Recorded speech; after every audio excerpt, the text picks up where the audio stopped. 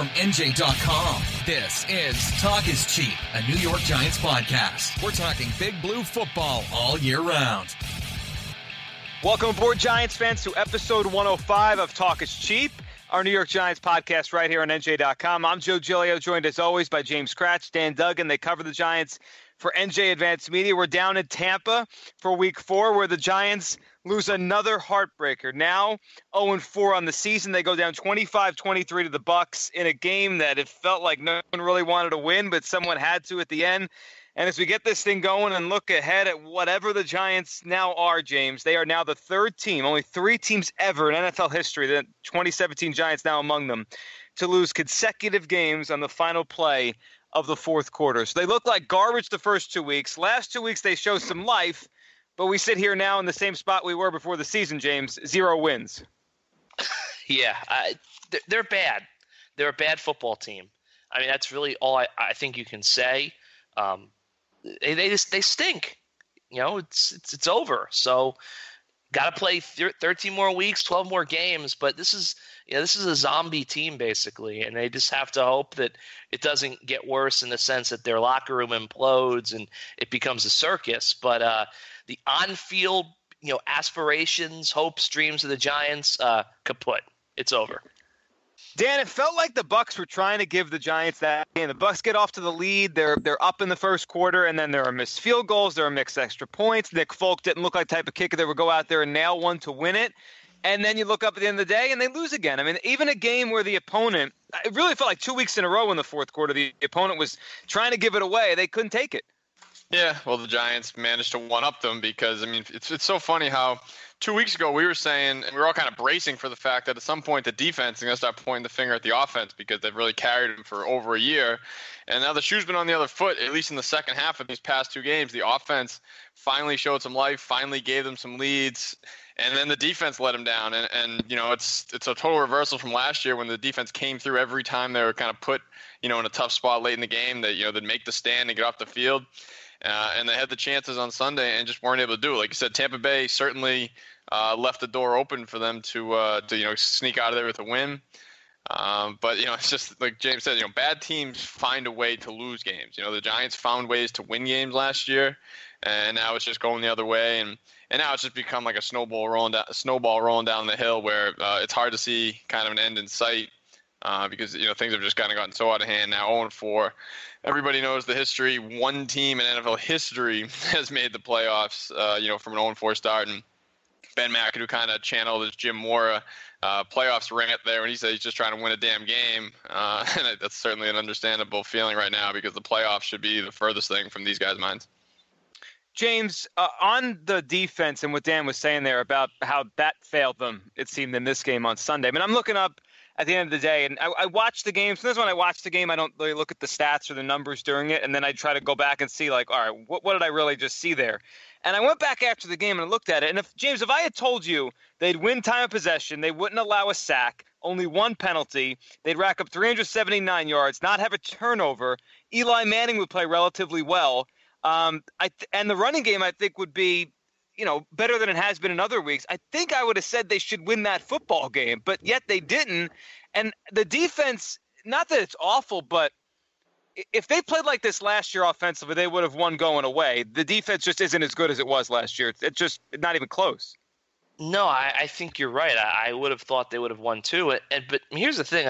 People are saying, they could be 2-2. They lost 2 close games. Yeah, Nick Folk missed 2 field goals and an extra point, and the Bucs had to go for 2 another time because he had missed the extra point.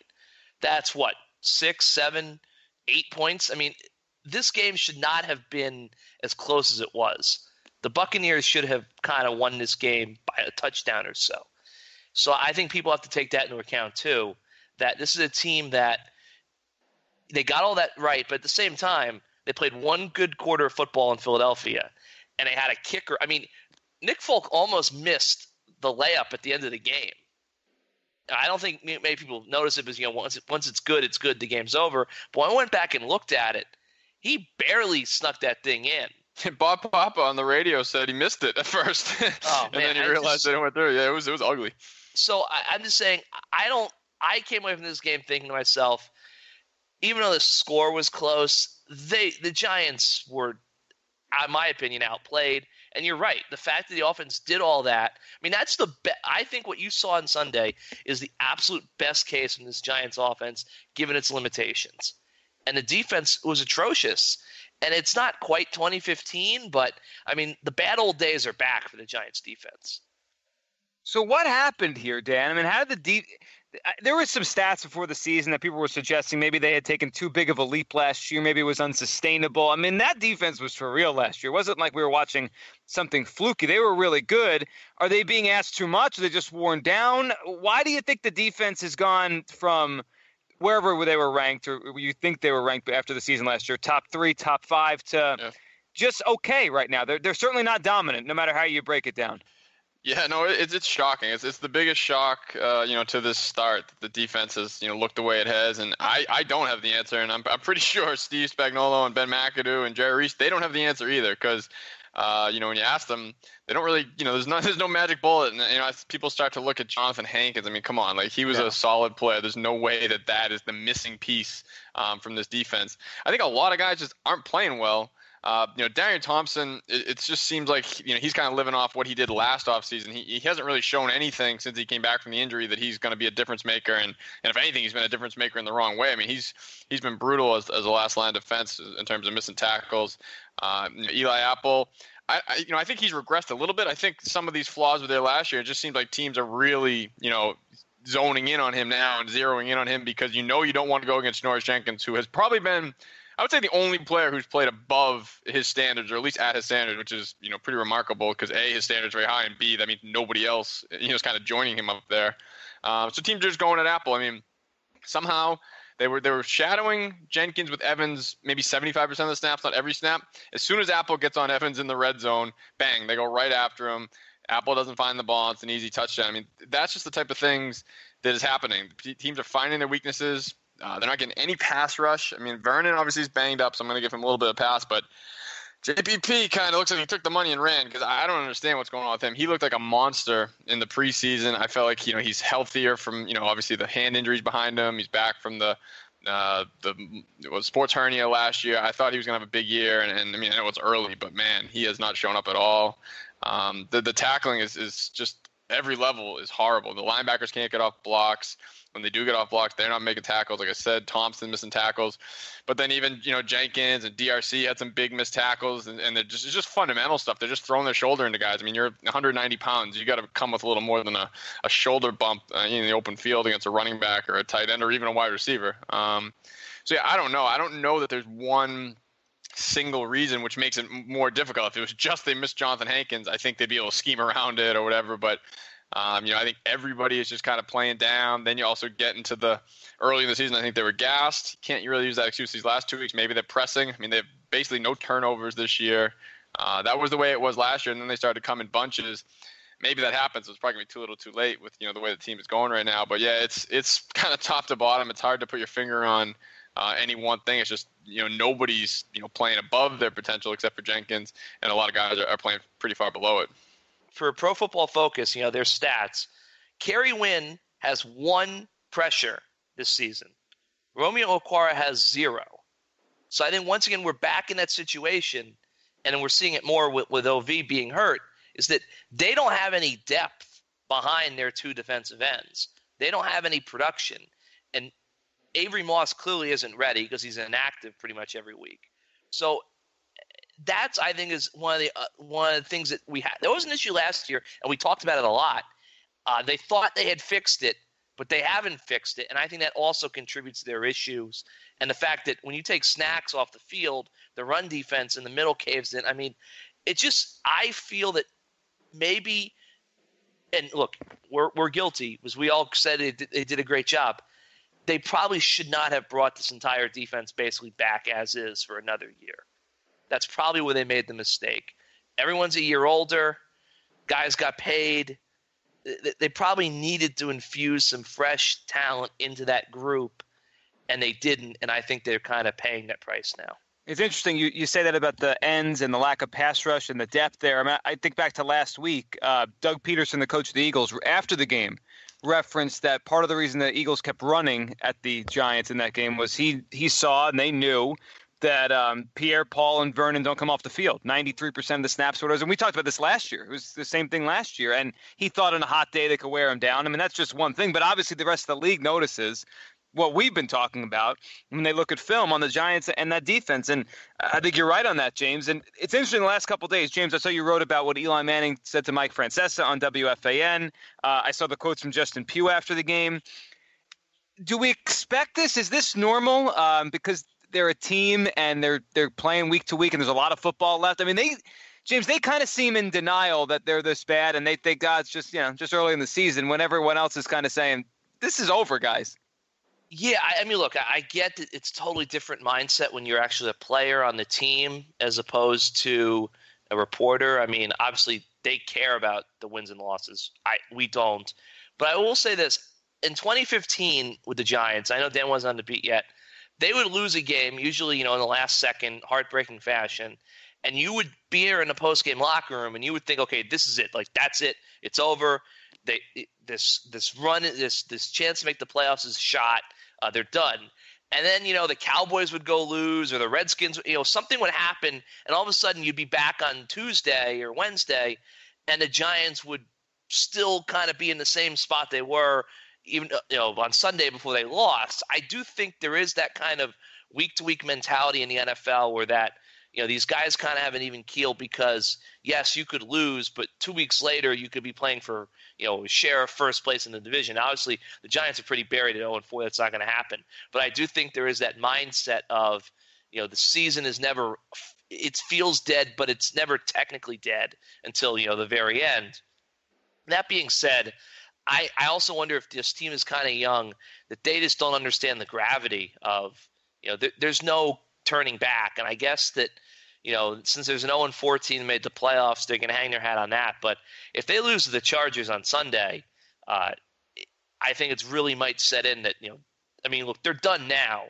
But if they lose to the Chargers at home on Sunday in a matchup of winless teams, I wonder if they're going to suddenly – it's going to punch them right in the face that we have blown such an epic – I mean, honestly, this might be the biggest flop I can think of team-wise in this area in decades. What do you guys think? That's an interesting question. I mean, I think back to the Dream Team Eagles of 2011 after the lockout. I mean, that was people thought they could be pretty good. I remember what they started off. It was poor, but I think that team rallied for 8-8. Dan, that leads me to the next question on this Giants team. I think we could all agree this thing is over in terms of winning a championship this year. What they talked about, what Casillas talked about with us, the playoffs and all that kind of stuff. But are we going to be staring at a 2-14, 3-13 season, or do you think that there's still enough there to win some football games? And we've seen teams start off poorly, rally, and have a respectable year, even though it's nothing close to what their goals were. I'm not sure what this Giants team's going to do. I think talent-wise they have enough talent to win some games, but I don't know anymore. Yeah, I mean, it's hard to go 2-14. I mean, I'm looking at last year's standings. The only teams that were kind of down in that 3-win territory were the Bears, the Jaguars, the 49ers, and the Browns. I think we can all agree that as bad as the season has been, the Giants aren't in that category. There's way too much talent on this team for this to continue. I mean, listen, there's certainly no moral victories and bad teams find a way to lose games, but they've been competitive in the last 2 games. You can maybe even say the Lions game because it kind of changed on the Marshall drop and the punt return. I mean, they're not a team that's going out and just getting their doors blown off every week where you say they got no chance. They're going to stumble into a couple of wins because Odell will make some game-changing plays or Landon Collins will. I mean, at some point, the cream is going to rise to the top in a game or two. I'm not saying rise to the top and get this team back to where we thought it would be before the season, but it's just I have a hard time believing this is a 4-win team. I mean, listen, they got to start putting a couple together because the schedule is tough, but I'm going to say that the floor is maybe 6 wins. The ceiling's probably not much higher than that, unfortunately, because they've dug such a deep hole here. But yeah, I don't see it. I mean, teams that win 2 games, don't have a quarterback, don't have a defense. There's pieces on this team that, unless you think Ben McAdoo is just that inept and that bad, I have a hard time seeing them not, like I said, just falling into a couple of wins. Because towards the end of the year, they're going to be playing other teams that probably are going to be out of it. So it's they steal a couple of those wins and puts a little cosmetics on the record and they finish at 7-9 instead of 5-11 or something like that. It doesn't mean anything in the big picture, but I do think that there is enough talent and enough pride. I mean, I know that we all on the outside think that these guys think they're dead and buried, but like as James said, the NFL, you only play once a week. You only play 16 games. Careers are short. Guys don't pack it in. It really just doesn't happen as much as I think we all think on the outside. I mean, there's no way guys are going into the meeting saying, what's the point? We're going to lose again. Maybe not. It's not quite as committed as when you're, in the thick of the playoff race. But teams fight. I mean, it's very rare. I feel like the teams pack in, especially this early. Guys are selfish. They're playing for their own contracts, if nothing else. So that alone is going to make you still play hard. You're not going to not prepare because then you'll be out of the league because you'll have bad tape for half a season. So that's the one thing. I mean, obviously, it could kind of go off the rails, and some of the stuff within the locker room maybe could get ugly. It's still been kumbaya, kind of shockingly to this point. But I don't see the bottom totally falling out because, again, there's just too much talent. And I think at some point they'll get a few breaks and at least get a few wins to turn this thing around a little bit. Not enough to get it back fully in the right direction, but just I can't see it being a 2, 3, 4 win team. I agree with Dan that the talent level on this team, it's hard to see it, but let's run through the schedule real quick. All right, Sunday against the Chargers, 0-4, 0-4. They should win that game. At Denver, they're not going to win that game. Home against the Seahawks, I think Seattle might be kind of turning on. I think Seattle probably should win that game. Rams at home, Rams are 3-1. At the Niners, got to fly across the country. Chiefs, at Redskins, at Raiders, Cowboys, Eagles, at there's no really game I look at this schedule and say they are definitely going to win this game. So while I think I agree with Dan, I think it's unlikely that they would ever completely bottom out. I mean, you look at that schedule, it's very realistic that they win 3 games this year, just because they're going to play a lot of teams that are better than them or equal to them or are going to be in the hunt.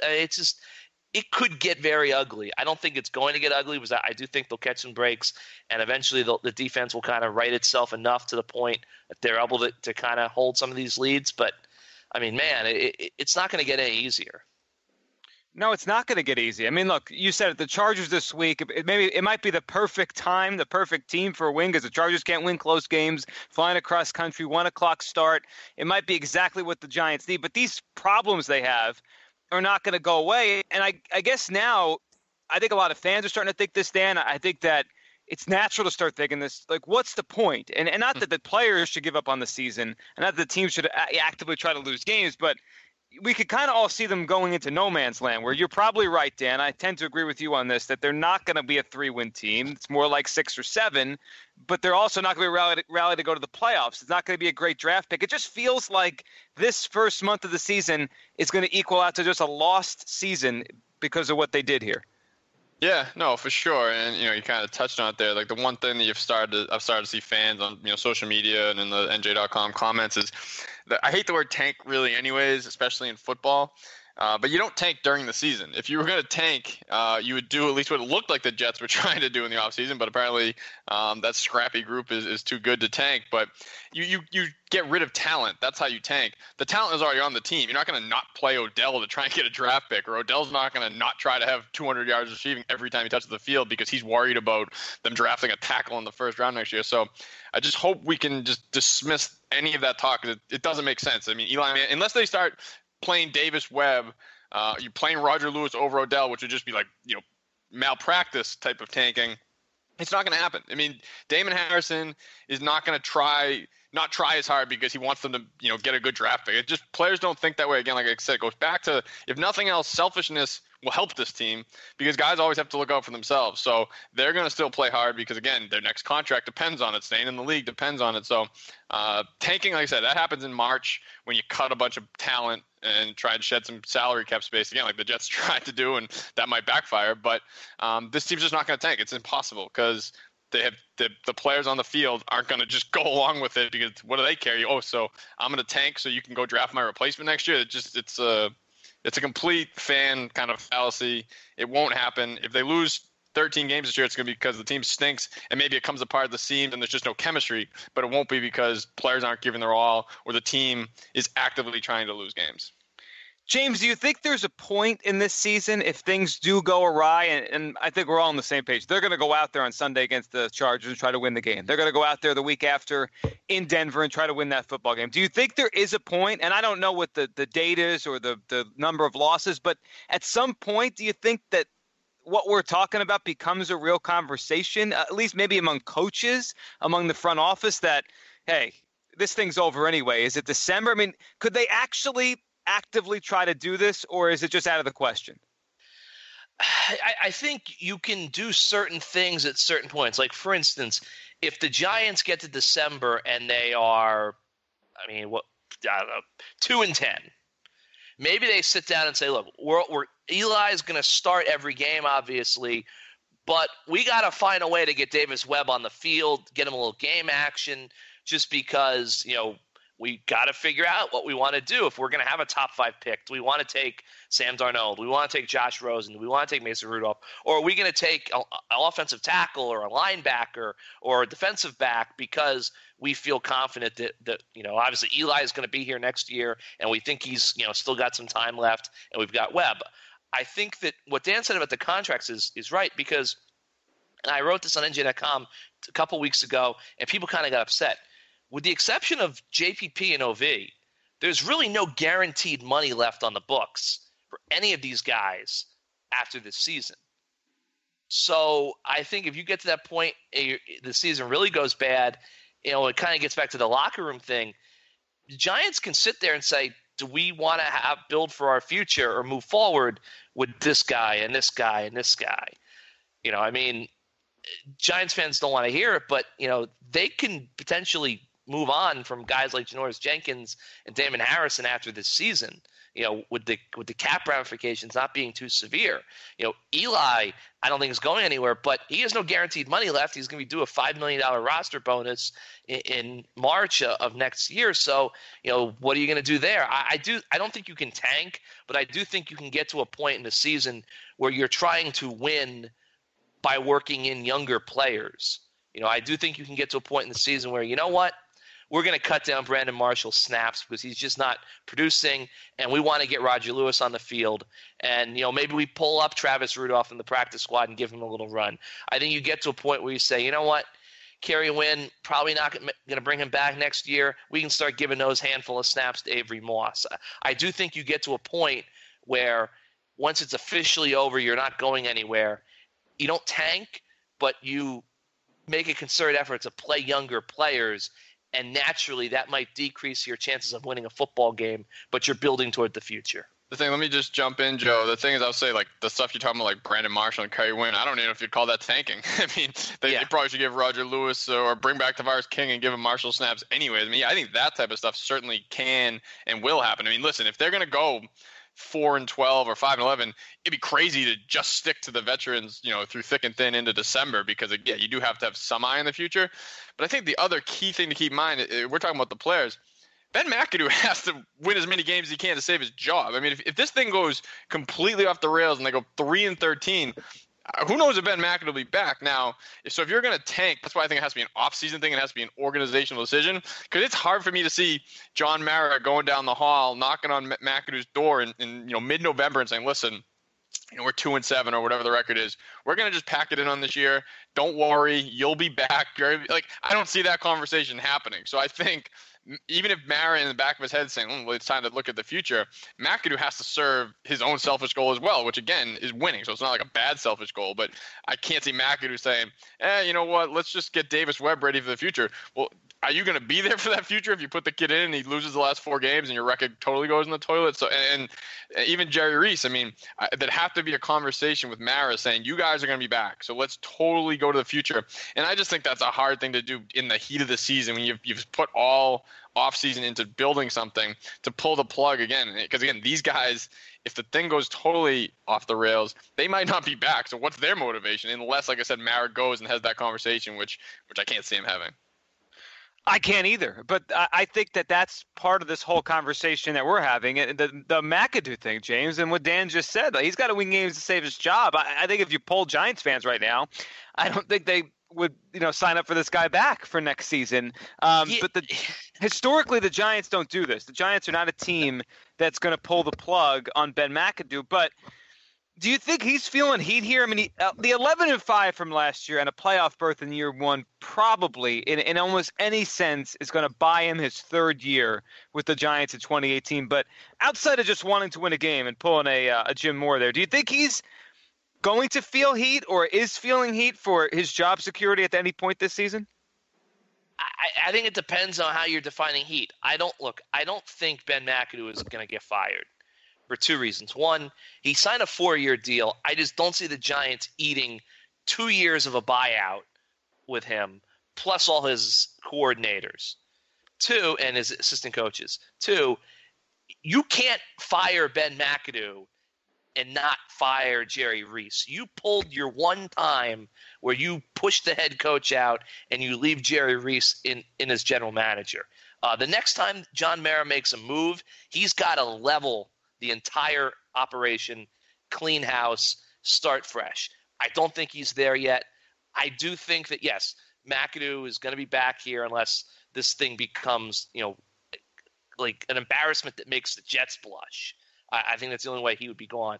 But that being said, I definitely think Ben feels heat. I mean, the fan base has turned against him. He is floundering with the media. And I don't know if that's – I don't think – a lot of people say that's not important, and maybe it isn't. But, I mean, it's not even that he's short with us and he won't give us information.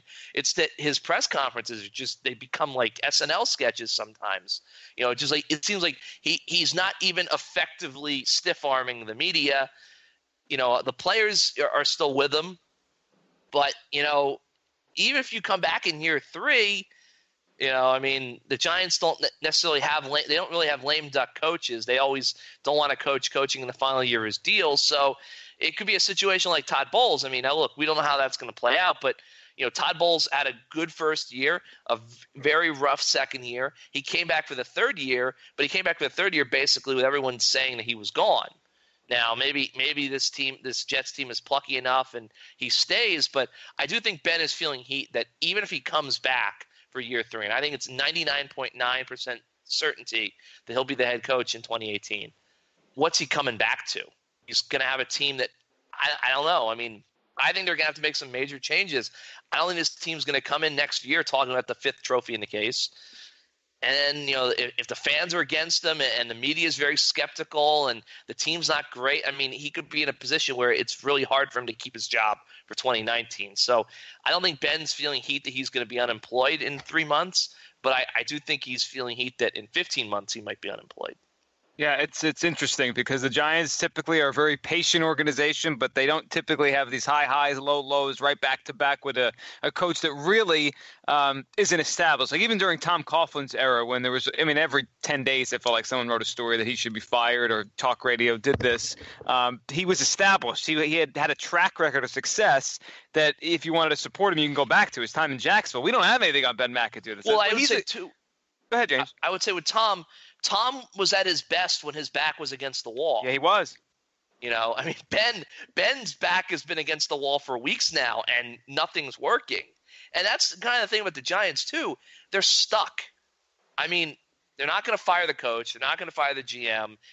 They can't fire the coordinators. I mean, look, if Ben were to fire one of his coordinators, I think it would be a complete disaster because basically Ben, a guy who can take no blame, is now going to fire, a coordinator who's been here and won Super Bowls here. I mean, that's not going to work. No assistants. You're not benching the quarterback. I mean, they just got to kind of eat this, and it's all going to come on him. So who knows what's going to happen? I don't know. As we look forward here a little bit, guys, Sunday the Chargers. The one thing that from this past Sunday against the Bucs, Dan, that was different, and it continues to, I guess, evolve is the different variations of how Ben is running the offensive line out there.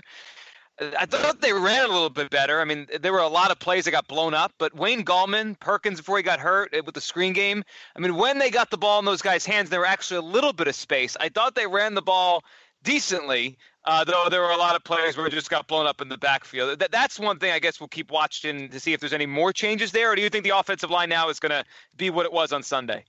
No, I don't think. I mean, that's the big mystery, because do they want to just keep Justin Pugh at right tackle kind of indefinitely? Because Bobby Hart wasn't even active on Sunday. Now, granted, he wasn't on the injury report either, so I don't know if that was a situation. I'm guessing it was a combination of they didn't feel like he was 100%, but he should be on the injury report if that's the case. But maybe it is a performance thing, and they just think that Pugh gives them the best chance at right tackle. But again, if I still don't think you would dress Chad Wheeler over Hart, so I think there has to be something to do with the health involved there. But no, I mean, I would be surprised if they stick to that. I think DJ Fluker, while he didn't have the greatest game, the line played a little better with him in there. I think I'd like to see him get another shot. I mean, because listen, Gerald McCoy is going to make everybody look bad. It doesn't matter who you are. I mean, he was in that backfield sometimes before Eli was pulling away from center. That's how quick that guy is. He's a freak. But no, I think that they're going to probably still have to mix and match. I mean, I think. I don't know if John Jerry, I mean, he wasn't very good at left guard. He wasn't very good at right guard. I don't know why he is kind of guaranteed a roster spot. It's funny. It seemed like they played pretty well when Brett Jones went in for Richburg at center. Like, I don't think anybody should have a guaranteed spot on this line.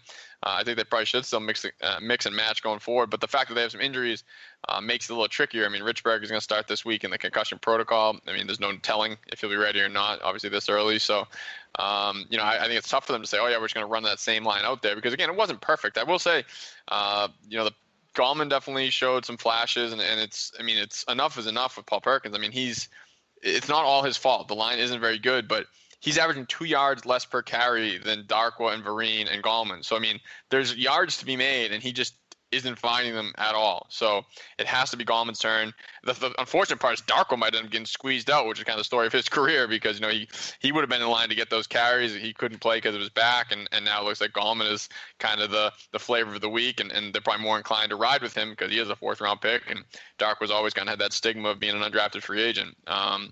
But the pass blocking was pretty good because it wasn't the kind of fake good pass blocking against Philly where Eli threw the ball like it was a hot potato. He actually had some time, and I think they did a pretty good job. And Eli did a really good job navigating the pocket. I mean, obviously the 14-yard run was something to behold. And, Eli has been good to really good the last two games. And imagine how good it'd be if his receivers would actually help him out and catch some of these balls he's putting right in their hands. So that's funny because that was one of the big storylines coming into the year, and maybe after the first week or two that Eli's cooked, put a fork in him, this team can't win with him. Now it's like he's the one giving him a chance to win and everyone else is letting him down, which again is not the storyline we thought would be coming in, but that's an encouraging sign because if they can ever turn things around or draft a left tackle in the draft next year, maybe he's not as close to the end as we thought. I mean, it's 2 weeks, not going to overreact, but I think he has looked very good. But yeah, the line is still big question marks. I mean, it's funny that we're celebrating how much better they played and how Wayne Gallman looks so impressive. I mean, he averaged 3.8 yards per carry, so it's not exactly Kareem Hunt or Dalvin Cook or anything like that. I mean, this is a rookie who got in there and just looked a little bit better than the guy who can't get out of his own way. Yeah, it's true. And on Eli, 4 games, 69.9 completion percentage. He leads the NFL in completions. Yeah, he's not been bad by any stretch of imagination. He's been pretty good. And like you said, Dan, the last couple weeks certainly has played, I think, at a high level and well enough to win. I mean, that's the thing. If Eli plays like this, they should be able to win some football games. They haven't yet. James, let's quickly look forward to Sunday. It's tough to say anything with conviction anymore because the Giants, I don't know what we're getting each week except just poor play. Though if there's one opponent right now, maybe outside the Browns, that feels like a good one for the Giants, it's the Chargers. I'm tired of hearing, James, that the Chargers are a good team that loses close games, and they're just a bad team. They've lost 29 out of 41 games. They lost again on Sunday. They're winless. They're traveling west to east for a 1 o'clock game. I don't know what the line is yet. I imagine the Giants are favored. I can't imagine there's many teams they'd be favored against, but this feels like a game they should win. Yes, I was looking at the numbers briefly. This could be a heck of a game on Sunday.